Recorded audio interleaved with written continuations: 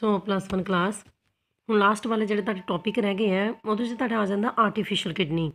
ਠੀਕ, ਸੋ ਜਿਹਨੂੰ ਅਸੀਂ ਕੀ ਕਹਿੰਦੇ ਆ ਹੀਮੋਡਾਇਲਾਈਜ਼ਰ ਵੀ ਕਿਹਾ ਜਾਂਦਾ। ਇਹ ਇੱਕ ਤਰ੍ਹਾਂ ਦੀ ਮਸ਼ੀਨ ਹੈ ਜਿਹੜੀ ਕਿ ਯੂਜ਼ ਕੀਤੀ ਜਾਂਦੀ ਹੈ ਹੈ ਨਾ। ਜਿੱਦਾਂ ਸਾਡੀ ਬੋਡੀ ਜਿਹੜੀ ਹੈਗੀ ਆ, ਜੋ ਕੰਮ ਸਾਡੀ ਬੋਡੀ ਦੇ ਅੰਦਰ ਕਿਡਨੀ ਕਰ ਰਹੀ ਸੀ ਬਲੱਡ ਨੂੰ ਫਿਲਟਰ ਕਰਨ ਦਾ, ਉਹ ਇੱਥੇ ਆਰਟੀਫਿਸ਼ੀਅਲ ਕਿਡਨੀ ਹੀਮੋਡਾਇਲਾਈਜ਼ਰ ਜਿਹੜਾ ਹੈਗਾ ਉਹਦੇ 'ਚ ਤੁਹਾਨੂੰ ਦੱਸਾਂਗੇ ਕਿ ਕੀ ਹੁੰਦਾ ਇਸ ਮਸ਼ੀਨ ਦੇ ਅੰਦਰ। ਉਹਨੂੰ ਯੂਜ਼ ਕੀਤਾ ਜਾਂਦਾ ਜੇਕਰ ਕਿਸੇ ਦੀ ਕਿਡਨੀਆਂ ਜੇਕਰ ਡੈਮੇਜ ਹੋ ਜਾਂਦੀਆਂ ਅਤੇ ਪ੍ਰੋਸੈਸ ਨੂੰ ਕਹਿੰਦੇ ਹੀਮੋਡਾਇਲਿਸਿਸ। ਇਹ 10th ਕਲਾਸ ਦੇ ਵਿੱਚ ਵੀ ਟੌਪਿਕ ਪੜ੍ਹਿਆ ਹੋਇਆ। ਠੀਕ, ਸੋ ਇਹਦੇ ਵਿੱਚ ਕੀ ਕੀਤਾ ਜਾਂਦਾ, ਸਮਾਲ ਮੋਲੀਕਿਊਲਸ ਨੂੰ ਸੈਪਰੇਟ ਕਰ ਦਿੱਤਾ ਜਾਂਦਾ ਲਾਰਜ ਮੋਲੀਕਿਊਲਸ ਤੋਂ। ਅਤੇ ਕੀ ਯੂਜ਼ ਕੀਤਾ ਜਾਂਦਾ, ਇੱਕ ਸੋਲੂਸ਼ਨ ਯੂਜ਼ ਕੀਤਾ ਜਾਂਦਾ। ਠੀਕ ਹੈ, ਸੋ ਸਾਲਟ ਸੋਲੂਸ਼ਨ ਹੁੰਦਾ। ਸੈਮੀ ਮੈਂਬਰੇਨ ਜਿਹੜੀ ਹੈਗੀ ਆ ਉਹ ਉਸ ਸਾਲਟ ਸੋਲੂਸ਼ਨ ਦੇ ਅੰਦਰ ਡਿਪ ਕੀਤੀ ਹੁੰਦੀ ਆ। ਆ ਜੋ ਡਾਇਗਰਾਮ ਹੈ ਨਾ, ਸੈਲੋਫੇਨ ਮੈਂਬਰੇਨ, ਸੈਲੋਫੇਨ ਮੈਂਬਰੇਨ ਹੈਗੀ ਆ ਜਿਹੜੀ ਕਿ ਸਾਲਟ ਸੋਲੂਸ਼ਨ ਦੇ ਅੰਦਰ ਡਿਪ ਕੀਤੀ ਹੋਈ ਹੈ। ਇਹ ਹੈਲਪ ਕਰਦੀ ਹੈ ਬਹੁਤ ਜ਼ਿਆਦਾ। ਇਹ ਹੀਮੋਡਾਇਲਾਈਜ਼ਰ ਐਕਚੁਅਲੀ ਦੇ ਵਿੱਚ ਇਹ ਮਸ਼ੀਨ ਹੈ। ਹੋਰ ਵੀ ਇਹਦੇ ਪਾਰਟਸ ਆਪਾਂ ਦੇਖਾਂਗੇ। ਤਾਂ ਇਹਦੀ ਕੰਸਨਟ੍ਰੇਸ਼ਨ, ਇਸ ਸਾਲਟ ਸੋਲੂਸ਼ਨ ਦੀ ਕੰਸਨਟ੍ਰੇਸ਼ਨ ਜਿਹਦੇ 'ਚ ਸੈਲੋਫੇਨ ਮੈਂਬਰੇਨ ਡਿਪ ਕੀਤੀ ਹੁੰਦੀ ਹੈ, ਸੈਮੀ ਪਰਮੀਏਬਲ ਮੈਂਬਰੇਨ ਦਾ ਕੰਮ ਕਰਦੀ ਹੈ। ਇਹ ਬਲੱਡ ਦੇ ਸਮਾਲ ਮੋਲੀਕਿਊਲਸ ਨੂੰ ਸੈਪਰੇਟ ਕਰ ਦਿੰਦੀ ਹੈ ਲਾਰਜ ਮੋਲੀਕਿਊਲਸ ਤੋਂ। ਠੀਕ, ਸੋ ਡਾਇਲਿਸਿਸ ਪ੍ਰਿੰਸੀਪਲ ਦੇ ਉੱਤੇ ਇਹ ਵਰਕ ਕਰਦੀ ਸਾਰੀ ਪ੍ਰੋਸੈਸ ਜਿਹੜੀ ਹੈ।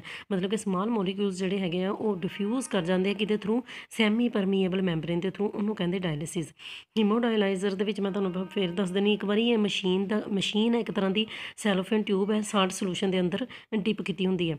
ਸਾਲਟ ਸੋਲੂਸ਼ਨ ਦੀ ਕੰਸਨਟ੍ਰੇਸ਼ਨ ਉਨੀ ਹੀ ਹੁੰਦੀ ਹੈ ਜਿੰਨੀ ਕਿ ਪਰਸਨ ਦੇ ਬਲੱਡ ਪਲਾਜ਼ਮਾ ਦੀ ਕੰਸਨਟ੍ਰੇਸ਼ਨ ਹੁੰਦੀ ਹੈ। ਪੇਸ਼ੈਂਟ ਦਾ ਬਲੱਡ ਕੀ ਕੀਤਾ ਜਾਂਦਾ, ਆਰਟਰੀ ਦੇ ਥਰੂ, ਰੇਡੀਅਲ ਆਰਟਰੀ ਜਿਹੜੀ ਹੈਗੀ ਆ ਉਹਦੇ ਥਰੂ ਪੰਪ ਕੀਤਾ ਜਾਂਦਾ। ਸੈਲੋਫੇਨ ਟਿਊਬ ਦੇ ਵਿੱਚ ਲਿਆਇਆ ਜਾਂਦਾ। ਪਹਿਲਾਂ ਇਹ 0 ਡਿਗਰੀ ਸੈਲਸੀਅਸ ਦੇ ਉੱਤੇ ਚੰਗੀ ਤਰੀਕੇ ਨਾਲ ਠੰਡੀ ਕੀਤੀ ਹੁੰਦੀ ਹੈ। ਠੀਕ, ਸੋ ਇਹਦੇ ਅੰਦਰ ਇੱਕ ਐਂਟੀ ਕੋਐਗੂਲੈਂਟ ਪਾ ਦਿੱਤਾ ਜਾਂਦਾ ਤਾਂ ਜੋ ਬਲੱਡ ਜਿਹੜਾ ਹੈਗਾ ਉਹਦੀ ਕਿਤੇ ਕਲੋਟਿੰਗ ਨਾ ਹੋ ਜਾਏ। ਸੈਲੋਫੇਨ ਟਿਊਬ ਦੇ ਅੰਦਰ ਜਿਹੜੇ ਪੋਰਸ ਹੁੰਦੀਆਂ, ਛੋਟੇ ਛੋਟੇ ਛੇਕ ਹੁੰਦੇ ਆ, ਉਹ ਅਲਾਓ ਕਰਦੇ ਆ ਯੂਰੀਆ, ਯੂਰਿਕ ਐਸਿਡ, ਕ੍ਰੈਟਿਨ ਵਗੈਰਾ, ਬਹੁਤ ਸਾਰੇ ਸਾਲਟਸ, ਬਹੁਤ ਸਾਰੇ ਹਾਈਡਰੋਜਨ ਆਇਨ ਜਿਹੜੇ ਹੈਗੇ ਆ। ਠੀਕ ਆ, ਸੋ ਇਸ ਸੋਲੂਸ਼ਨ ਦੇ ਵਿੱਚ ਜਿਹੜੇ ਆ ਉਹ ਡਿਫਿਊਜ਼ ਹੋਣੇ ਸ਼ੁਰੂ ਹੋ ਜਾਂਦੇ ਆ। ਠੀਕ ਹੈ, ਸੋ ਸੋਲੂਸ਼ਨ ਦੇ ਅੰਦਰ ਆ ਜਾਂਦੇ ਆ। ਬਲੱਡ ਜਿਹੜਾ ਇਸ ਤਰੀਕੇ ਦੇ ਨਾਲ ਪਿਊਰੀਫਾਈ ਕੀਤਾ ਜਾਂਦਾ, ਉਹਨੂੰ ਉਨਾ ਗਰਮ ਕੀਤਾ ਜਾਂਦਾ ਜਿੰਨਾ ਕਿ ਬੋਡੀ ਦਾ ਟੈਂਪਰੇਚਰ ਹੁੰਦਾ। ਠੀਕ ਹੈ, ਉਹਨੂੰ ਕੀ ਕੀਤਾ ਜਾਂਦਾ, ਵਾਰਮ ਕੀਤਾ ਜਾਂਦਾ। ਠੀਕ, ਇੱਕ ਸਾਈਡ ਤੋਂ ਕੀ ਹੈਗਾ, ਤੁਸੀਂ ਕੀ ਭੇਜ ਰਹੇ ਹੋ, ਕੰਪਰੈਸਡ ਏਅਰ ਜਾਂ ਕਾਰਬਨ ਡਾਈਆਕਸਾਈਡ ਭੇਜਦੇ ਪਏ ਹੋ। ਫਰੈਸ਼, ਠੀਕ ਹੈ, ਡਾਇਲਾਈਜ਼ਿੰਗ ਸੋਲੂਸ਼ਨ ਜਿਹੜਾ ਹੈਗਾ ਤੁਸੀਂ ਭੇਜਦੇ ਪਏ ਹੋ। ਠੀਕ ਹੈ, ਸੋ ਟੈਂਪਰੇਚਰ ਬਾਥ ਹੈਗੀ ਹੈ, ਇਹ ਕੀ ਕਰ ਰਹੀ ਹੈ ਜੋ ਫਰੈਸ਼ ਤੁਸੀਂ ਡਾਇਲਾਈਜ਼ਿੰਗ ਸੋਲੂਸ਼ਨ ਜਿਹੜਾ ਭੇਜੀ ਜਾ ਰਹੇ ਹੋ, ਗੰਦਾ ਸੋਲੂਸ਼ਨ ਜਿਹੜਾ ਦੇਖੋ ਯੂਜ਼ ਕੀਤਾ ਹੋਇਆ ਜਿਹੜਾ ਸੋਲੂਸ਼ਨ ਹੈਗਾ ਉਹ ਇੱਥੇ ਇਸ ਸਾਈਡ ਦੇ ਉੱਤੇ ਕਲੈਕਟ ਹੋ ਰਿਹਾ। ਨੋਰਮਲ ਟੈਂਪਰੇਚਰ ਕਰਕੇ ਤੁਸੀਂ ਫਰੈਸ਼ ਸੋਲੂਸ਼ਨ ਜਿਹੜਾ ਹੈਗਾ ਭੇਜ ਰਹੇ ਹੋ ਅਤੇ ਬਲੱਡ ਸਾਫ਼ ਹੋ ਕੇ, ਠੀਕ ਹੈ, ਸੈਫੇਨਸ ਵੇਨ ਦੇ ਦੁਆਰਾ ਹੈ ਨਾ, ਜਿਹੜੀ ਕਿ ਲੱਤ ਦੇ ਥਰੂ ਫਿਰ ਬੋਡੀ ਦੇ ਅੰਦਰ ਭੇਜਿਆ ਜਾ ਰਿਹਾ। ਠੀਕ ਹੈ ਜੀ, ਆਰਟਰੀ ਤੋਂ ਗੰਦਾ ਖੂਨ ਆ ਰਿਹਾ, ਵੇਨ ਤੋਂ ਸਾਫ਼ ਖੂਨ ਜਿਹੜਾ ਹੈਗਾ ਬਲੱਡ ਬੋਡੀ ਦੇ ਅੰਦਰ ਜਾ ਰਿਹਾ। ਠੀਕ ਹੈ, ਸੋ ਬੋਡੀ ਟੈਂਪਰੇਚਰ ਜਿੰਨਾ ਮਤਲਬ ਪਿਊਰੀਫਾਈਡ ਬਲੱਡ ਜਿਹੜਾ ਹੈਗਾ ਗਰਮ ਕਰ ਲਿਆ ਜਾਂਦਾ। ਠੀਕ ਹੈ, ਸੋ ਅਤੇ ਹੈਪਾਰੀਨ ਤਾਂ ਉਹਦੇ ਅੰਦਰ ਪਾਇਆ ਹੀ ਹੋਇਆ ਤਾਂ ਜੋ ਜਿਹੜੀ ਹੈ ਕਲੋਟਿੰਗ ਨਾ ਹੋ ਸਕੇ। ਸੋ ਵੇਨ ਦੇ ਥਰੂ ਪੇਸ਼ੈਂਟ ਦੇ ਅੰਦਰ ਭੇਜ ਦਿੱਤਾ ਜਾਂਦਾ। ਪਲਾਜ਼ਮਾ ਪ੍ਰੋਟੀਨ ਜਿਹੜੀਆਂ ਹੈਗੀਆਂ ਬਲੱਡ ਦੇ ਅੰਦਰ ਹੀ ਰਹਿੰਦੀ, ਕਿਉਂਕਿ ਸੈਲੋਫੇਨ ਟਿਊਬ ਜਿਹੜੀ ਹੈਗੀ ਇੰਨੀ ਛੋਟੀ ਹੈ ਕਿ ਉਹਦੇ ਵਿੱਚੋਂ ਦੀ ਲਾਰਜ ਮੋਲੀਕੂਲ, ਅਸੀਂ ਤੁਹਾਨੂੰ ਪਹਿਲਾਂ ਹੀ ਦੱਸਿਆ ਕਿ ਪਾਸ ਆਊਟ ਨਹੀਂ ਹੁੰਦੇ। ਆਰਟੀਫਿਸ਼ੀਅਲ ਕਿਡਨੀ ਜਿਹੜੀ ਹੈਗੀ ਆ, ਸੋ ਉਹਦੇ 'ਚ ਥੋੜ੍ਹੀ ਪ੍ਰੋਬਲਮ, ਤੁਹਾਨੂੰ ਡਿਸਕੰਫਰਟ ਲੱਗਦਾ ਨਾ, ਅਤੇ ਕਿਤੇ ਮਤਲਬ ਵੇਨਸ ਦੇ ਵਿੱਚੋਂ ਦੀ, ਆਰਟਰੀਜ਼ ਦੇ ਵਿੱਚੋਂ ਬਲੱਡ ਲੈਣਾ, ਕਈ ਵਾਰੀ ਬਲੱਡ ਕਲੋਟਿੰਗ ਦਾ ਵੀ ਖਤਰਾ ਪੈਦਾ ਹੋ ਜਾਂਦਾ। ਕਿ ਕੁਝ ਪਰਸਨਸ ਨੂੰ ਬੁਖਾਰ ਹੋ ਜਾਂਦਾ, ਹਾਰਟ ਦੀਆਂ ਪ੍ਰੋਬਲਮਸ ਵੀ ਆ ਸਕਦੀਆਂ ਹੈਗੀਆਂ, ਬਲੀਡਿੰਗ ਹੋ ਸਕਦੀ ਹੈ। ਸੋ ਕਿਡਨੀ ਟ੍ਰਾਂਸਪਲਾਂਟ ਵੀ ਕਰਵਾਈ ਜਾ ਸਕਦੀ ਹੈ ਜੇਕਰ ਇਹ ਟਰੀਟਮੈਂਟ ਨਹੀਂ ਕਰਵਾਉਣਾ। ਇਸ ਕਰਕੇ ਅਗਲਾ ਟੌਪਿਕ ਤੁਹਾਡੇ ਕੋਲ ਫਿਰ ਕੀ ਬਣਦਾ, ਕਿਡਨੀ ਟ੍ਰਾਂਸਪਲਾਂਟੇਸ਼ਨ, ਹੈ ਨਾ, ਜਿਹਨੂੰ ਰੀਨਲ ਟ੍ਰਾਂਸਪਲਾਂਟੇਸ਼ਨ ਵੀ ਕਹਿੰਦੇ ਆ। ਸੋ ਅਸੀਂ ਕਹਿੰਦੇ ਨੇ ਕਿ ਗ੍ਰਾਫਟਿੰਗ ਕੀਤੀ ਹੈ ਕਿਡਨੀ ਦੀ, ਹੈ ਨਾ, ਕਿਸੇ ਕੰਪੈਟੀਬਲ ਡੋਨਰ ਤੋਂ, ਅਤੇ ਰੀਸਟੋਰ ਕਾਹਦੇ ਲਈ ਕੀਤੀ ਹੈ, ਤਾਂ ਜੋ ਕਿਡਨੀ ਦੇ ਫੰਕਸ਼ਨਸ ਜਿਹੜੇ ਹੈਗੇ ਰੀਸਟੋਰ ਹੋਰ ਰਹਿ ਸਕਣ, ਕਿਡਨੀ ਫੰਕਸ਼ਨ ਕਰ ਸਕੇ। ਸੋ ਡੋਨਰ ਤੋਂ ਸਿੱਧੀ ਜਿਹੀ ਗੱਲ ਹੈ ਕਿ ਰੈਸੀਪੀਐਂਟ ਦੇ ਵਿੱਚ ਭੇਜ ਦਿੱਤੀ ਗਈ ਹੈ ਕਿਡਨੀ। ਠੀਕ ਹੈ, ਸੋ ਉਹ ਰੈਸੀਪੀਐਂਟ ਜਿਹੜਾ ਕਿ ਕਿਡਨੀ ਫੇਲੂਅਰ ਤੋਂ ਸਫਰ ਕਰ ਰਿਹਾ, ਇਹਨੂੰ ਕਹਿੰਦੇ ਰੀਨਲ ਟ੍ਰਾਂਸਪਲਾਂਟੇਸ਼ਨ। ਸਭ ਤੋਂ ਪਹਿਲਾਂ ਰੀਨਲ ਟ੍ਰਾਂਸਪਲਾਂਟੇਸ਼ਨ ਜਿਹੜਾ ਕੀਤਾ ਗਿਆ ਸੀ, 2 ਆਈਡੈਂਟੀਕਲ ਟਵਿੰਸ, ਮਤਲਬ ਕਿ ਜਾਂ ਤਾਂ ਹਾਂਜੀ ਆਈਡੈਂਟੀਕਲ ਟਵਿੰਸ ਕਿਹੜੇ ਹੁੰਦੇ ਆ, ਜਾਂ ਤਾਂ ਉਹ ਦੋਨੋਂ ਕੁੜੀਆਂ ਹੋਣ ਜਾਂ ਦੋਨੋਂ ਮੁੰਡੇ ਹੀ ਹੋਣ, ਉਹਨਾਂ ਨੂੰ ਕਹਿੰਦੇ ਆ। ਸੋ ਸਭ ਤੋਂ ਪਹਿਲਾਂ ਆਈਡੈਂਟੀਕਲ ਟਵਿੰਸ ਦੇ ਵਿੱਚ ਕੀਤਾ ਗਿਆ ਸੀ 1954 ਦੇ ਵਿੱਚ, ਡਾਕਟਰ ਚਾਰਲਸ ਹਫਨੈਗਲ ਦੇ ਦੁਆਰਾ, ਹੈ ਨਾ, ਵਾਸ਼ਿੰਗਟਨ ਦੇ ਵਿੱਚ ਕੀਤਾ ਸੀ, ਇੱਕ ਸਰਜਨ ਸੀਗੇ। ਸੋ ਕਦੋਂ ਕੀਤਾ ਗਿਆ ਸੀਗਾ, 1 ਦਸੰਬਰ ਨੂੰ 1971 ਦੇ ਵਿੱਚ ਕੀਤਾ ਗਿਆ ਸੀਗਾ। ਕਿੱਥੇ, ਠੀਕ ਹੈ, ਕ੍ਰਿਸਚੀਅਨ ਮੈਡੀਕਲ ਕਾਲਜ ਸੀਗਾ, ਵੈਲੋਰ, ਤਾਮਿਲਨਾਡੂ ਦੇ ਵਿੱਚ। ਠੀਕ ਹੈ ਜੀ, ਉਸ ਸਮੇਂ ਦੇ ਉੱਤੇ ਉਹ ਪਰਸਨ ਜਿਹੜਾ ਸੀਗਾ, ਹੈ ਨਾ, ਜਿਹਦਾ ਨਾਮ ਕੀ ਹੈਗਾ, ਸ਼ੈਨਿੰਗ ਗੁਹਾ, ਹੈ ਨਾ, ਕਿੰਨਾ ਸੀ 35 ਈਅਰਸ ਓਲਡ ਸੀਗਾ। ਐਲੀਜੀਬਿਲਟੀ ਦਾ ਕੀ ਮਤਲਬ ਕਿ ਪੇਸ਼ੈਂਟ ਦੇ ਅੰਦਰ ਕਿਡਨੀ ਫੇਲੂਰ ਜਿਹੜਾ ਹੈਗਾ ਹੋ ਚੁੱਕਾ, ਉਹਨੂੰ ਟਰਾਂਸਪਲਾਂਟ ਦੀ ਲੋੜ ਹੈਗੀ ਹੈ ਨਾ, ਠੀਕ। ਪਰ ਇਹ ਹੈ ਕਿ ਵੀ ਉਹਨੂੰ ਹੋਰ ਕੋਈ ਖਤਰਨਾਕ ਬਿਮਾਰੀ ਜਿਹੜੀ ਆ ਉਹ ਨਹੀਂ ਹੋਣੀ ਚਾਹੀਦੀ। ਡੋਨਰ ਜਿਹਨੇ ਕਿਡਨੀ ਟਰਾਂਸਪਲਾਂਟ ਕਰਨੀ ਹੈ, ਸੋ ਕਿਹੜਾ ਹੋਣਾ ਚਾਹੀਦਾ ਡੋਨਰ? ਅੱਵਲ ਤਾਂ ਟਵਿੰਸ ਹੋਣ ਤਾਂ ਜ਼ਿਆਦਾ ਵਧੀਆ ਗੱਲ ਹੈਗੀ ਹੈ, ਜਾਂ ਸਿਬਲਿੰਗ ਦਾ ਮਤਲਬ ਸਮਝਦੇ ਹੋ, ਕੋਈ ਭੈਣ ਭਰਾ ਹੈ ਨਾ, ਠੀਕ ਹੈ, ਭੈਣ ਭਰਾ ਇੱਕ ਦੂਸਰੇ ਨੂੰ ਦੇ ਸਕਦੇ ਆ, ਅਤੇ ਜਾਂ ਫਿਰ ਬਹੁਤ ਹੀ ਕਲੋਜ਼ ਰਿਲੇਟਿਵ ਜਿਹੜਾ ਹੈਗਾ ਉਹ ਕਿਡਨੀ ਟਰਾਂਸਪਲਾਂਟ ਕਰ ਸਕਦਾ ਹੈਗਾ। ਸੋ ਜੇਕਰ ਲਿਵਿੰਗ ਡੋਨਰ ਨਹੀਂ ਅਵੇਲੇਬਲ ਹੈ ਤਾਂ ਦੇਖੋ ਇੱਕ ਟਰਮ ਤੁਹਾਨੂੰ ਅੱਜ ਸਿੱਖਣ ਨੂੰ ਮਿਲੇਗੀ, ਕੈਡਾਵੈਰਿਕ ਡੋਨਰ। ਕੈਡਾਵੈਰਿਕ ਮਤਲਬ ਕਿ ਡੈਡ ਬੋਡੀਜ਼ ਦੇ ਵਿੱਚੋਂ ਦੀ ਵੀ ਕਿਡਨੀ ਜਿਹੜੀ ਹੈਗੀ ਲੈ ਕੇ ਡੋਨੇਟ ਕੀਤੀ ਜਾ ਸਕਦੀ ਹੈ, ਠੀਕ ਹੈ ਜੀ। ਸੋ ਕਾਫੀ ਸਾਰੀਆਂ ਜਿਹੜੀਆਂ ਕਿਡਨੀਜ਼ ਹੈਗੀਆਂ ਵੈਸੇ ਤਾਂ ਡੈਡ ਬੋਡੀਜ਼ ਤੋਂ ਹੀ ਜਿਹੜੀਆਂ ਡੋਨੇਟ ਕੀਤੀਆਂ ਜਾਂਦੀਆਂ ਨੇ। ਸਕਸੈਸ ਰੇਟ, ਸੋ ਆਈਡੈਂਟੀਕਲ ਟਵਿੰਸ ਨੂੰ ਜੇਕਰ ਤੁਸੀਂ ਯੂਜ਼ ਕਰਦੇ ਪਏ ਹੋ ਕਿਡਨੀ ਟਰਾਂਸਪਲਾਂਟ ਦੇ ਲਈ, ਅਸੀਂ ਇਹਨੂੰ ਕੀ ਕਹਿੰਦੇ ਹਾਂ, ਆਈਸੋਜੈਨਿਕ ਗ੍ਰਾਫਟ ਕਹਿੰਦੇ ਆ ਜਾਂ ਫਿਰ ਆਈਸੋਗ੍ਰਾਫਟ ਕਹਿੰਦੇ ਆ, ਠੀਕ। ਸੋ ਅਤੇ ਜੇਕਰ ਤੁਸੀਂ ਭੈਣ ਬ੍ਰਦਰ ਸਿਸਟਰ ਜਾਂ ਫਿਰ ਕਲੋਜ਼ ਰਿਲੇਟਿਵ ਤੋਂ ਕਿਡਨੀ ਡੋਨੇਟ ਕਰਵਾ ਰਹੇ ਹੋ, ਇਹਨੂੰ ਅਸੀਂ ਕੀ ਕਹਿੰਦੇ ਹਾਂ, ਐਲੋਜੈਨਿਕ ਗ੍ਰਾਫਟ ਕਹਿੰਦੇ ਆ ਜਾਂ ਫਿਰ ਹੋਮੋਗ੍ਰਾਫਟ ਕਹਿੰਦੇ ਆ। ਸੋ ਇਹ ਹੈ ਕਿ ਵੀ ਜਦੋਂ ਤੁਸੀਂ ਕਿਸੇ ਕਲੋਜ਼ ਰਿਲੇਟਿਵ ਦੀ ਟਰਾਂਸਪਲਾਂਟ ਕਰ ਰਹੇ ਹੋ ਨਾ ਕਿਡਨੀ, ਤਾਂ ਫਿਰ ਤੁਹਾਡੀ ਬੋਡੀ ਦੇ ਵਿੱਚ ਥੋੜ੍ਹੇ ਬਹੁਤੇ ਇਮਿਊਨੋ ਸੁਪਰੈਸੈਂਟਸ ਜਿਹੜੇ ਹੈਗੇ ਆਪਰੇਸ਼ਨ ਦੇ ਦੌਰਾਨ ਉਹ ਦੇਣੇ ਪੈਂਦੇ ਆ, ਤਾਂ ਜੋ ਤੁਹਾਡੀ ਬੋਡੀ ਜਿਹੜੀ ਹੈ ਨਾ, ਰੈਸੀਪੀਐਂਟ ਦੀ ਬੋਡੀ ਜਿਹੜੀ ਹੈ ਨਾ, ਕਿਤੇ ਰਿਜੈਕਟ ਨਾ ਕਰਦੇ ਕਿਸੇ ਡੋਨਰ, ਕਿਉਂਕਿ ਬਾਹਰੋਂ ਦੀ ਕਿਡਨੀ ਦੇ ਰਹੇ ਹੋ ਨਾ, ਤਾਂ ਤੁਹਾਡੀ ਬੋਡੀ ਰਿਜੈਕਟ ਵੀ ਕਰ ਸਕਦੀ ਹੈ। ਇਸ ਕਰਕੇ ਤੁਹਾਡਾ ਇਮਿਊਨ ਸਿਸਟਮ, ਕਿਉਂਕਿ ਵਰਕ ਤਾਂ ਕਰ ਹੀ ਰਿਹਾ ਨਾ ਇਮਿਊਨ ਸਿਸਟਮ, ਇਸ ਕਰਕੇ ਕੀ ਦੇਣੇ ਪੈਂਦੇ ਆ, ਇਮਿਊਨ ਸਿਸਟਮ ਨੂੰ ਥੋੜ੍ਹੀ ਦੇਰ ਦੇ ਲਈ ਦਬਾ ਕੇ ਰੱਖਣਾ ਪੈਂਦਾ, ਠੀਕ ਹੈ, ਤਾਂ ਜੋ ਜਿਹੜੀ ਤੁਸੀਂ ਬਾਹਰੋਂ ਦੀ ਕਿਡਨੀ ਦਿੱਤੀ ਹੈ ਨਾ ਅਤੇ ਡੋਨਰ ਦੀ, ਠੀਕ ਹੈ, ਤੁਹਾਡੀ ਬੋਡੀ ਜਿਹੜੀ ਹੈਗੀ ਉਹਨੂੰ ਰਿਸੀਵ ਕਰ ਸਕੇ, ਉਹਨੂੰ ਰਿਜੈਕਟ ਨਾ ਕਰ ਦੇਵੇ। ਓਕੇ, ਅੱਛਾ, ਇੱਕ ਵਾਰੀ ਵਧੀਆ ਤਰੀਕੇ ਨਾਲ ਟਰਾਂਸਪਲਾਂਟੇਸ਼ਨ ਹੋ ਗਈ, 20 ਸਾਲ ਤੱਕ ਕਿਡਨੀ ਜਿਹੜੀ ਆ ਉਹ ਵਰਕ ਕਰ ਸਕਦੀ ਹੈ, ਠੀਕ ਹੈ। 55 ਸਾਲ ਤੋਂ ਘੱਟ ਉਮਰ ਵਾਲਿਆਂ ਨੂੰ ਹੀ ਕਿਡਨੀ ਟਰਾਂਸਪਲਾਂਟ ਦੀ ਸਲਾਹ ਦਿੱਤੀ ਜਾਂਦੀ ਹੈ। ਓਕੇ ਨਾ, ਪ੍ਰੀ ਟਰਾਂਸਪਲਾਂਟ ਪ੍ਰੈਪਰੇਸ਼ਨ ਦੇ ਵਿੱਚ ਕੀ ਕਰਨਾ ਹੈਗਾ, ਕਿਡਨੀ ਟਰਾਂਸਪਲਾਂਟ ਕਰਨ ਤੋਂ ਪਹਿਲਾਂ ਸੋ ਹੀਮੋਡਾਇਲਿਸਿਸ ਵੀ ਤੁਸੀਂ ਕਰ ਸਕਦੇ ਹੋ ਉਸ ਪਰਸਨ ਦਾ ਨਾ, ਕਿਡਨੀ ਟਰਾਂਸਪਲਾਂਟ ਤੋਂ ਪਹਿਲਾਂ ਉਹਦਾ ਡਾਇਲਿਸਿਸ ਕਰੋ ਤਾਂ ਜੋ ਉਹਦਾ ਮੈਟਾਬੋਲਿਕ ਰੇਟ ਜਿਹੜਾ ਹੈਗਾ ਉਹ ਸਹੀ ਹੋ ਜਾਵੇ, ਹੈ ਨਾ, ਠੀਕ ਹੈ। ਸੋ ਯੂਰੀਨਰੀ ਟਰੈਕ ਦੇ ਵਿੱਚ ਕਿਸੇ ਕਿਸਮ ਦੀ ਵੀ ਕੋਈ ਇਨਫੈਕਸ਼ਨ ਜਿਹੜੀ ਹੈ ਉਹ ਨਹੀਂ ਹੋਣੀ ਚਾਹੀਦੀ ਟਰਾਂਸਪਲਾਂਟੇਸ਼ਨ ਦੇ ਦੌਰਾਨ, ਠੀਕ ਹੈ। ਡੋਨਰ ਕਿੱਦਾਂ ਦਾ ਹੋਣਾ ਚਾਹੀਦਾ, ਠੀਕ ਹੈ ਨਾ, ਸੋ ਕਿਡਨੀ ਜਿਹਨੇ ਦੇਣੀ ਹੈ ਉਹ ਡੋਨਰ ਕਿੱਦਾਂ ਦਾ ਹੋਣਾ ਚਾਹੀਦਾ, ਹੁਣ ਬਲੱਡ ਪ੍ਰੈਸ਼ਰ, ਡਾਇਬਟੀਜ਼ ਇੱਦਾਂ ਦੀਆਂ ਪ੍ਰੋਬਲਮਸ ਨਹੀਂ ਹੋਣੀਆਂ ਚਾਹੀਦੀਆਂ। ਤੁਹਾਡੇ ਇੱਕ ਟਰਮ ਲਿਖੀ ਮੈਲੀਗਨੈਂਸੀ, ਮਤਲਬ ਕਿ ਉਹਦੇ ਅੰਦਰ ਕੈਂਸੇਰੀਅਸ ਸੈਲਸ ਵੀ ਜਿਹੜੇ ਆ ਨਹੀਂ ਹੋਣੇ ਚਾਹੀਦੇ ਨਾ, ਫਿਰ ਨਹੀਂ ਤਾਂ ਰੈਸੀਪੀਐਂਟ ਨੂੰ ਇਨਫੈਕਸ਼ਨ ਹੋ ਸਕਦੀ ਹੈ। ਹੁਣ ਰੈਸੀਪੀਐਂਟ ਦਾ ਮਤਲਬ ਸਮਝ ਕੇ, ਹੁਣ ਡੋਨਰ ਉਹ ਜਿਹੜਾ ਕਿ ਕਿਡਨੀ ਦੇ ਰਿਹਾ, ਰੈਸੀਪੀਐਂਟ ਉਹ ਜਿਹੜਾ ਕਿ ਕਿਡਨੀ ਲੈ ਰਿਹਾ, ਹੈ ਨਾ। ਦੂਸਰੀ ਗੱਲ ਦੇਖੋ, ਹੋਰ ਕਿਹੜੀ ਗੱਲ ਦਾ ਧਿਆਨ ਰੱਖਣਾ, ਜਿਸ ਵੀ ਲਿਵਿੰਗ ਡੋਨਰ ਦੇ ਕੋਲੋਂ ਜੇਕਰ ਤੁਸੀਂ ਕਿਡਨੀ ਲੈ ਰਹੇ ਹੋ ਨਾ, ਤਾਂ ਪਰਸਨ ਜਿਹੜਾ ਹੈਗਾ ਇਮੋਸ਼ਨਲੀ ਵੀ ਸਟੇਬਲ ਹੋਣਾ ਚਾਹੀਦਾ, ਹੈ ਨਾ। ਉਹਦੇ ਉਹ ਮਤਲਬ ਇਹ ਨਹੀਂ ਕਿ ਵੀ ਬਹੁਤ ਹੀ ਇਮੋਸ਼ਨਲ ਹੋਵੇ ਉਹ ਪਰਸਨ, ਹੈ ਨਾ, ਰੋਣ ਵਾਲਾ ਬਹੁਤ ਜਲਦੀ, ਜਾਂ ਫਿਰ ਬਹੁਤ ਜ਼ਿਆਦਾ ਕਠੋਰ ਹੋਵੇ, ਦੇਖ ਲਓ ਇਹ ਚੀਜ਼ਾਂ ਦਾ ਵੀ ਧਿਆਨ ਰੱਖਣਾ ਹੈਗਾ।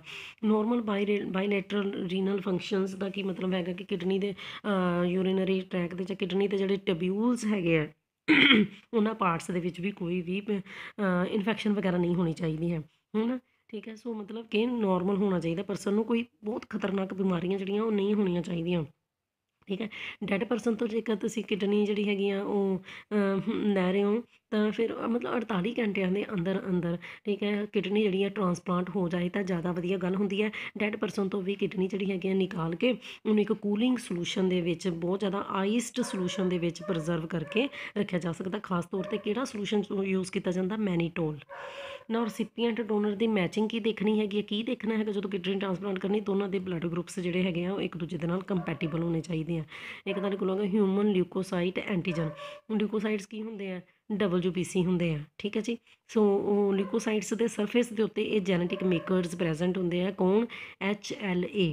ਓਕੇ, ਕੀ ਹੈ ਕਿ ਇੱਕ ਪਰਸਨ ਜਿਹੜਾ ਹੈਗਾ, ਠੀਕ ਹੈ, 3 ਐਂਟੀਜਨਸ ਜਿਹੜੇ ਹੈਗੇ ਆ ਇਹ ਵਾਲੇ ਹਿਊਮਨ ਲਿਊਕੋਸਾਈਟ ਐਂਟੀਜਨਸ, ਹੈ ਨਾ, ਆਪਣੀ ਮਦਰ ਤੋਂ ਲੈਂਦਾ, 3 ਫਾਦਰ ਤੋਂ ਲੈਂਦਾ। ਸੋ ਜਿਸ ਪਰਸਨ ਦੇ ਨਾਲ ਇਹ ਤੁਹਾਡੇ ਐਂਟੀਜਨ ਜ਼ਿਆਦਾ ਤੋਂ ਜ਼ਿਆਦਾ ਮੈਚ ਕਰਨਗੇ, ਉਹ ਕਿਡਨੀ ਗ੍ਰਾਫਟ ਵਧੀਆ ਤਰੀਕੇ ਨਾਲ ਵਰਕ ਕਰੇਗਾ। ਤੀਸਰਾ ਤੁਹਾਡੇ ਕੋਲ ਆ ਗਿਆ ਐਂਟੀਬੋਡੀਜ਼। ਸੋ ਕੀ ਹੈ ਕਿ ਦੋਨਾਂ ਦੇ ਬਲੱਡ ਸੈਂਪਲਸ ਲੈ ਲਓ, ਹੈ ਨਾ, ਅਤੇ ਤੁਹਾਨੂੰ ਮੈਂ ਇਹ ਪੜ੍ਹਾਇਆ ਹੋਇਆ ਬਲੱਡ ਗਰੁੱਪਸ ਦੇ ਵਿੱਚ ਵੀ ਤੁਹਾਨੂੰ ਦੱਸਿਆ ਹੋਇਆ, ਐਂਟੀਜਨ ਐਂਟੀਬੋਡੀਜ਼ 10th ਕਲਾਸ ਦੇ ਵਿੱਚ ਵੀ ਪੜ੍ਹੇ ਆ।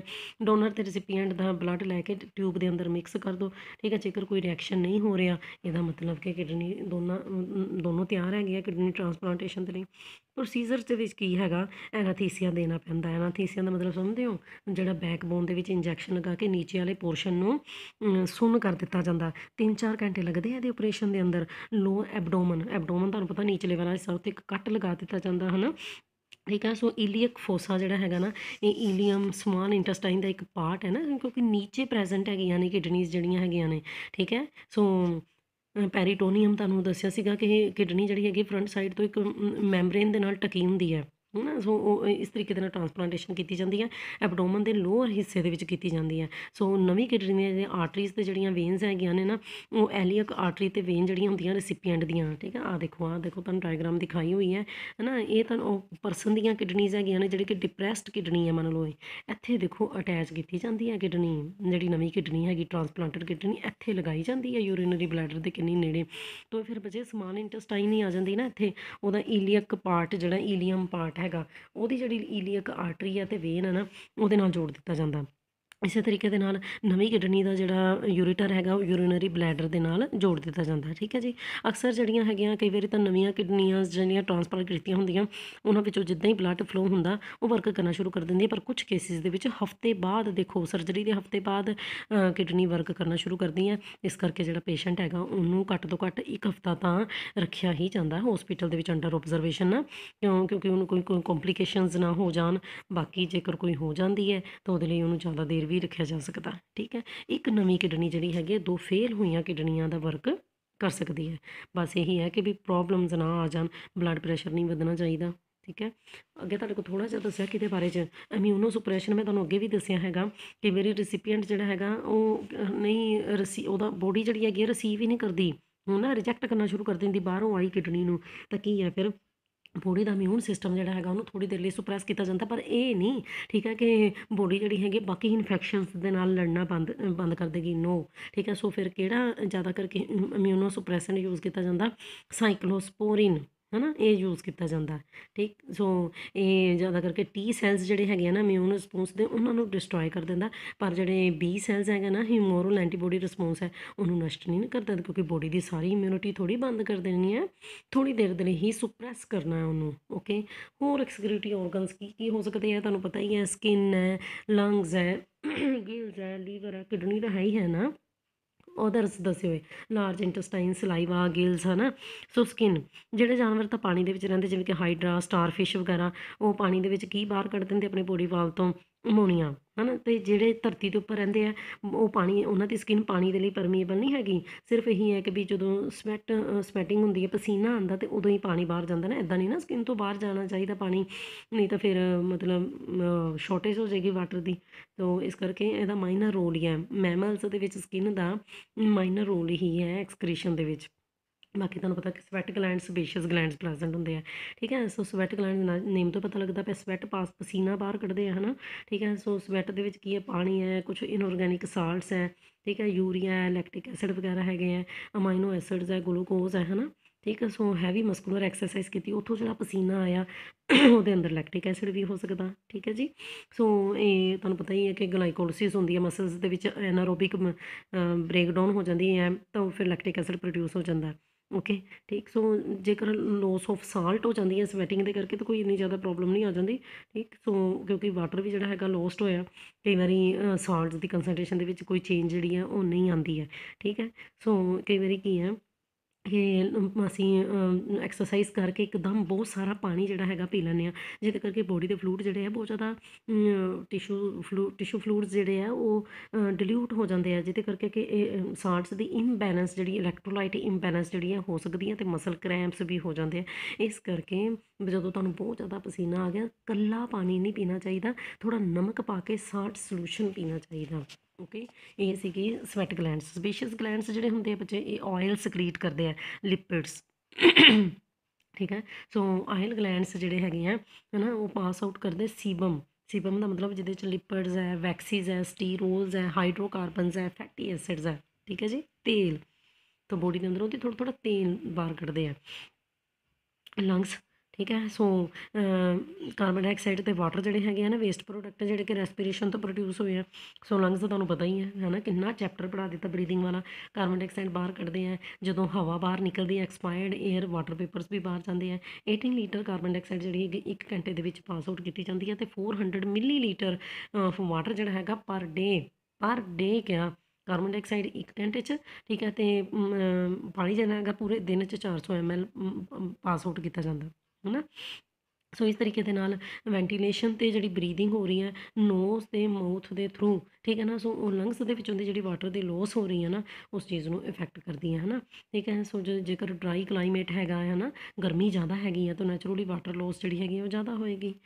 ਲੀਵਰ ਲੀਵਰ ਜਿਹੜਾ ਹੈਗਾ ਕੀ ਕਰਦਾ ਹੈਗਾ ਕਿ ਜੇਕਰ ਤੁਹਾਡੇ ਰੈੱਡ ਬਲੱਡ ਕਾਰਪਸਲਸ, ਮੈਂ ਪਹਿਲਾਂ ਵੀ ਤੁਹਾਨੂੰ ਦੱਸਿਆ ਸੀ, ਵੋਰਨ ਆਊਟ ਹੋ ਚੁੱਕੇ ਆ, ਅਤੇ ਉਹਦੇ ਹੀਮੋਗਲੋਬਿਨ ਨੂੰ ਡੀਕੰਪੋਜ਼ ਕਰ ਦਿੰਦੇ ਆ, ਉਹਨੂੰ ਤੋੜ ਦਿੰਦੇ, ਉਹਦੇ ਨਸ਼ਟ ਹੋਏ ਪਏ ਆਰਬੀਸੀਜ਼ ਦੇ ਹੀਮੋਗਲੋਬਿਨ ਨੂੰ ਕਾਹਦੇ ਵਿੱਚ, ਪਿਗਮੈਂਟ ਦੇ ਵਿੱਚ ਬਦਲ ਦਿੰਦੇ, ਜਿਵੇਂ ਕਿ ਬਿਲੀਰੂਬਿਨ, ਬਿਲੀਵਰਡਿਨ। ਇਹ ਜੇ ਤੁਹਾਨੂੰ ਯਾਦ ਹੈ ਤਾਂ ਮੈਂ ਦੱਸਿਆ ਸੀਗਾ ਕਿ ਯੂਰੀਨ ਦੇ ਕਲਰ ਵਾਲਾ ਹਾਰਮੋਨ ਕਿੱਥੋਂ ਆਇਆ, ਇੱਕ ਵਾਰੀ ਨਹੀਂ ਤੇ ਪਿੱਛੇ ਦੇਖ ਲੈਣਾ।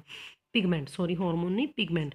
ਸੋ ਪਿਗਮੈਂਟ ਜਿਹੜਾ ਹੈਗਾ ਇਸ ਤਰੀਕੇ ਦੇ ਨਾਲ ਨਸ਼ਟ ਹੋਏ ਆਰਬੀਸੀਜ਼ ਤੋਂ ਜਿਹੜਾ ਪਿਗਮੈਂਟ ਆਇਆ ਤੁਹਾਡੀ ਐਲੀਮੈਂਟਰੀ ਕਨਾਲ ਦੇ ਵਿੱਚ ਚਲਾ ਜਾਂਦਾ, ਅਤੇ ਉੱਥੋਂ ਦੀ ਫਿਰ ਬਾਈਲ, ਲੀਵਰ ਨੇ ਜਿਹੜਾ ਬਾਈਲ ਜੂਸ ਵੀ ਪੈਦਾ ਕੀਤਾ, ਉਹਦੇ ਦੁਆਰਾ ਤੁਹਾਡੀ ਫੀਸਿਸ, ਤੁਹਾਡੀ ਵੇਸਟ ਦੇ ਵਿੱਚੋਂ ਦੀ ਬਾਹਰ ਨਿਕਲ ਜਾਂਦਾ ਹੈ ਨਾ। ਲੀਵਰ ਵੀ ਫਿਰ ਇੱਕ ਤਰ੍ਹਾਂ ਦਾ ਐਕਸਕ੍ਰੀਟ ਹੀ ਔਰਗਨ ਹੈਗਾ। ਲੀਵਰ ਹੋਰ ਕੀ ਐਕਸਕ੍ਰੀਟ ਕਰਦਾ, ਕੋਲੈਸਟਰੋਲ, ਸਟੀਰੋਇਡ ਹਾਰਮੋਨਸ, ਕੁਛ ਵਿਟਾਮਿਨਸ, ਡਰੱਗਸ, ਇਹ ਵੀ ਬਾਈਲ ਜੂਸ ਦੇ ਥਰੂ ਬਾਹਰ ਕੱਢ ਦਿੰਦਾ ਹੈ ਨਾ। ਜੇਕਰ ਲੀਵਰ ਜਿਹੜਾ ਹੈਗਾ ਤੁਹਾਡਾ ਡੈਮੇਜਡ ਹੋ ਜਾਂਦਾ, ਮੰਨ ਲਓ, ਠੀਕ ਹੈ, ਕੋਈ ਪ੍ਰੋਬਲਮ ਆ ਜਾਂਦੀ ਲੀਵਰ ਦੇ ਵਿੱਚ, ਅਤੇ ਫਿਰ ਬਾਈਲ ਪਿਗਮੈਂਟਸ ਜਿਹੜੇ ਆ ਖੂਨ ਦੇ ਵਿੱਚ ਇਕੱਠੇ ਹੋਣੇ ਸ਼ੁਰੂ ਹੋ ਜਾਂਦੇ। ਇੱਥੇ ਤੁਹਾਨੂੰ ਬੜੀ ਇੰਟਰਸਟਿੰਗ ਗੱਲ ਪਤਾ ਲੱਗੇਗੀ, ਕਹਿੰਦੇ ਆ ਕਿ ਜੌਂਡਿਸ ਹੋ ਗਿਆ ਨਾ, ਜਿਹਨੂੰ ਪੀਲੀਆ ਵੀ ਕਹਿੰਦੇ ਆ, ਅਤੇ ਪਰਸਨ ਪੀਲਾ ਹੋ ਜਾਂਦਾ, ਪੀਲਾ ਪੀਲਾ ਕਿਉਂ? ਕਿਉਂਕਿ ਕੀ ਹੈ ਕਿ ਬਾਈਲ ਪਿਗਮੈਂਟਸ ਜਿਹੜੇ ਸੀਗੇ, ਠੀਕ ਹੈ ਨਾ, ਲੀਵਰ ਡੈਮੇਜ ਹੋ ਗਿਆ, ਬਾਈਲ ਪਿਗਮੈਂਟਸ ਬਾਹਰ ਨਹੀਂ ਨਿਕਲ ਪਾਏ, ਉਹ ਕਿੱਥੇ ਚਲੇ ਜਾਂਦੇ ਆ, ਬਲੱਡ 'ਚ ਜਾਣੇ ਸ਼ੁਰੂ ਹੋ ਜਾਂਦੇ ਆ, ਜਿਹਦੇ ਕਰਕੇ ਕਿ ਬਲੱਡ ਪੀਲਾ ਪੈਣਾ ਸ਼ੁਰੂ ਹੋ ਜਾਂਦਾ, ਅਤੇ ਨੈਚੁਰਲੀ ਬਲੱਡ ਪੂਰੀ ਬੋਡੀ ਦੇ ਵਿੱਚ ਰਨ ਕਰਦਾ ਪਿਆ, ਤਾਂ ਸਕਿਨ ਵੀ ਫਿਰ ਕਿੱਦਾਂ ਦੀ ਲੱਗਣੀ ਸ਼ੁਰੂ ਹੋ ਜਾਂਦੀ ਹੈ, ਪੀਲੀ ਲੱਗਣੀ ਸ਼ੁਰੂ ਹੋ ਜਾਂਦੀ ਹੈ, ਠੀਕ ਹੈ। ਅੱਛਾ, ਜੇਕਰ ਅਨਵਾਂਟਡ ਜਿਹੜੇ ਅਮਾਈਨੋ ਐਸਿਡਸ ਹੈਗੇ ਆ, ਲੀਵਰ ਉਹਨਾਂ ਨੂੰ ਵੀ ਡੀਅਮਾਈਟ ਨਹੀਂ ਕਰ ਪਾਇਆ ਸਹੀ ਤਰੀਕੇ ਦੇ ਨਾਲ, ਤਾਂ ਅਮੋਨੀਆ ਪ੍ਰੋਡਿਊਸ ਹੋਣਾ ਸ਼ੁਰੂ ਹੋ ਗਿਆ, ਅਮੋਨੀਆ ਕਾਰਬਨ ਡਾਈਆਕਸਾਈਡ ਨਾਲ ਜਾ ਕੇ ਕੰਬਾਈਨ ਕਰ ਜਾਂਦਾ, ਅਤੇ ਕੀ ਪੈਦਾ ਹੋ ਜਾਂਦਾ, ਯੂਰੀਆ, ਜਿਹਨੂੰ ਅਸੀਂ ਔਰਨੀਥਿਨ ਸਾਈਕਲ ਵੀ, ਇਹ ਵੀ ਮੈਂ ਤੁਹਾਨੂੰ ਪੜ੍ਹਾਇਆ ਹੋਇਆ। ਯੂਰੀਆ ਜਿਹੜਾ ਹੈਗਾ ਟੌਕਸਿਨ, ਅਮੋਨੀਆ ਦੇ ਨਾਲੋਂ ਘੱਟ ਹੀ ਟੌਕਸਿਨ ਹੈਗਾ, ਇਹਨੂੰ ਕਿਡਨੀ ਦੇ ਦੁਆਰਾ ਰਿਮੂਵ ਕੀਤਾ ਜਾ ਸਕਦਾ, ਐਡੀ ਕੋਈ ਖਤਰੇ ਵਾਲੀ ਗੱਲ ਨਹੀਂ ਹੈ।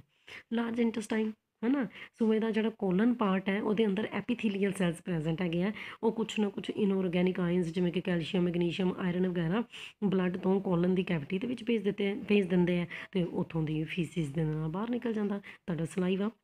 ਬਹੁਤ ਸਾਰੇ ਮੈਟਲਸ, ਡਰੱਗਸ ਵਗੈਰਾ ਜਿਹੜੇ ਆ ਉਹ ਸਲਾਈਵਾ ਦੇ ਥਰੂ ਹੀ ਬਾਹਰ ਨਿਕਲ ਜਾਂਦੇ ਆ। ਗਿਲਸ, ਜਿਹੜੇ ਐਕੁਆਟਿਕ ਐਨੀਮਲਸ ਹੈਗੇ ਆ, ਉਹ ਗਿਲਸ ਦੇ ਥਰੂ ਕਾਰਬਨ ਡਾਈਆਕਸਾਈਡ ਬਾਹਰ ਕੱਢਦੇ ਆ, ਠੀਕ ਹੈ। ਜਿਵੇਂ ਕਿ ਬੋਨੀਫਿਸ਼ਿਸ ਦੇ ਵਿੱਚ ਸਾਲਟ ਵੀ ਐਕਸਕ੍ਰੀਟ ਕੀਤਾ ਜਾਂਦਾ ਹੈ, ਵਾਟਰ ਤਾਂ ਕੱਢਿਆ ਜਾਂਦਾ ਨਾ, ਸੋ ਸਾਲਟ ਵੀ। ਸੋ ਇਸ ਤਰੀਕੇ ਦੇ ਨਾਲ ਇਹ ਜੋ ਤੁਹਾਡਾ ਚੈਪਟਰ ਸੀ ਕਿਹੜਾ, ਠੀਕ ਹੈ, 20th ਚੈਪਟਰ ਤੁਹਾਡਾ ਸੀਗਾ, ਠੀਕ ਹੈ ਜੀ। So excretory products and their elimination, ਹੈ ਨਾ।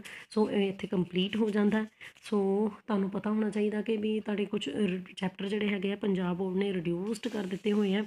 ਸੋ ਇਸੇ ਹਿਊਮਨ ਫਿਜ਼ੀਓਲੋਜੀ ਦੇ ਵਿੱਚੋਂ ਦੀ ਇਹ ਜਿਹੜਾ ਤੁਹਾਡਾ ਚੈਪਟਰ ਹੈਗਾ ਨਿਊਰਲ ਕੰਟਰੋਲ ਐਂਡ ਕੋਆਰਡੀਨੇਸ਼ਨ, ਠੀਕ ਹੈ ਜੀ। ਸੋ ਇਹ ਚੈਪਟਰ ਜਿਹੜਾ ਹੈਗਾ ਉਹ ਡਿਲੀਟ ਹੋ ਗਿਆ ਹੋਇਆ, ਸਮਝਦੇ ਪਏ। ਇਹਦੇ 'ਚ ਬ੍ਰੇਨ, ਨਰਵਜ਼, ਹੈ ਨਾ, ਸੋ ਇਹਦੇ ਬਾਰੇ 'ਚ ਆ ਜਾਣਾ। ਇਹ ਤੁਸੀਂ 10th ਕਲਾਸ ਦੇ ਵਿੱਚ ਵੀ ਪੜ੍ਹਿਆ ਹੋਇਆ, ਸਮਝਦੇ ਪਏ। ਸੋ ਇਹ ਜਿਹੜਾ ਹੈਗਾ ਡਿਲੀਟ ਕਰ ਦਿੱਤਾ ਗਿਆ ਹੈ, ਔਰ ਇਸੇ ਤਰੀਕੇ ਦੇ ਨਾਲ ਟਰਾਂਸਪੋਰਟ ਇਨ ਪਲਾਂਟਸ ਉਹ ਡਿਲੀਟ ਕਰ ਦਿੱਤਾ ਹੋਇਆ, ਠੀਕ। ਸੋ ਤੁਹਾਡੇ ਇਹ ਚੈਪਟਰ ਮੈਂ ਕਲਾਸ ਦੇ ਵਿੱਚ ਵੀ ਬੱਚਿਆਂ ਨੂੰ ਦੱਸੇ ਹੋਏ ਆ। 4-5 ਚੈਪਟਰ ਹੈਗੇ ਜਿਹੜੇ ਕਿ ਡਿਲੀਟ ਹੋ ਚੁੱਕੇ ਆ, ਉਹ ਆਪਾਂ ਪਹਿਲਾਂ ਉਹ ਕਰਾਂਗੇ ਜਿਹੜੇ ਤੁਹਾਡੇ ਸਿਲੇਬਸ ਦੇ ਵਿੱਚ ਹੈ। ਪਰ ਤੁਹਾਨੂੰ ਪਤਾ ਹੀ ਹੈ ਕਿ ਹਜੇ ਮੈਂ 12-13 ਚੈਪਟਰ ਜਿਹੜੇ ਹੈਗੇ ਤੁਹਾਡੇ ਉਹ ਰੱਖੇ ਹੈ ਪੇਪਰ ਦੇ ਵਿੱਚ ਆਉਣ ਦੇ ਲਈ। ਪਰ ਮੈਂ ਦੇਖ ਰਹੀ ਹਾਂ ਕਿ ਕਲਾਸ ਦੇ ਵਿੱਚ ਬੱਚੇ ਹਜੇ ਤੱਕ ਚੰਗੀ ਤਰ੍ਹਾਂ ਯਾਦ ਕਰਕੇ ਨਹੀਂ ਆ ਰਹੇ, ਤਾਂ ਫਿਰ ਦੇਖ ਲਿਓ ਮੈਂ ਸਾਰੇ ਹੋਰ ਲੈਸਨ ਵੀ ਜਿਹੜੇ ਹੈਗੇ ਉਹਨਾਂ ਦੇ ਕੁਐਸਚਨਸ ਵੀ ਦੇ ਦੇਣੇ ਆ, ਅਤੇ ਮੈਂ ਤਾਂ ਕਰਵਾ ਹੀ ਦੇਣਾ ਹੌਲੀ ਹੌਲੀ, ਹੈ ਨਾ। ਅਤੇ ਪਰ ਇਹ ਹੈ ਕਿ ਮਿਹਨਤ ਕਰੋ, ਆਪਣਾ ਡੇਲੀ ਟੈਸਟ ਜਿਹੜਾ ਹੈਗਾ ਯਾਦ ਕਰਕੇ ਆਓ, ਠੀਕ ਹੈ। ਇਹਨਾਂ ਲੈਸਨਸ ਦੇ ਵਿੱਚੋਂ ਦੀ ਹੀ ਬਾਰ-ਬਾਰ ਤੁਹਾਨੂੰ ਮੈਂ ਪੇਪਰ ਪਾਇਆ ਹੋਇਆ। ਜੇ ਇਸ ਤਰ੍ਹਾਂ ਕਰੋਗੇ, ਟੈਸਟ ਯਾਦ ਨਹੀਂ ਕਰਕੇ ਆਓਗੇ, ਲਿਖ ਕੇ ਨਹੀਂ ਦਿਖਾਓਗੇ, ਤਾਂ ਫਿਰ ਬੱਚੇ ਹੋਰ ਵਧਾ ਦੇਣੇ ਆ ਚੈਪਟਰ, ਠੀਕ ਹੈ।